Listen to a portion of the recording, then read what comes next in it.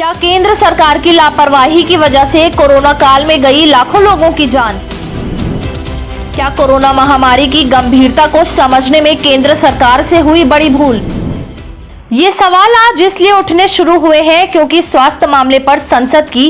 स्थायी समिति ने सोमवार को राज्यसभा में पेश 137वीं रिपोर्ट में कोरोना महामारी के दूसरे लहर के दौरान केंद्र सरकार के किए गए कार्यों पर सवाल उठाते हुए कहा है कि कोरोना महामारी की दूसरी लहर के दौरान यदि रोकथाम रणनीतियों को समय पर लागू किया जाता तो कई लोगों की जान बचाई जा सकती थी। इसके बाद उन्होंने कहा कि दूसरी लहर में संक्रमण और मौत के बढ़ते मामलों में वृद्धि, अस्पतालों में ऑक्सीजन और बिस्तरों की कमी, दवाओं और अन्य महत्वपूर्ण पदार्थों की आपूर्ति का अभाव, आवश्यक स्वास्थ्य देखभाल सेवाओं में व्यवधान, ऑक्सीजन सिलेंडर व दवाओं की जमाखोरी और कालाबाजारी आदि देखी गई। यदि सरकार प्रारंभिक चरण में ही वायरस के अधिक संक्रामक स्वरूप की पहचान कर पाती और रोकथाम रणनीति को उपयुक्त रूप से लागू किया जाता तो नतीजे कम गंभीर होते तथा कई लोगों की जान बचाई जा सकती थी। इसके बाद समिति ने कहा कि लचर स्वास्थ्य, बुनियादी ढांचे और स्वास्थ्य कर्मियों की भारी कमी के कारण देश में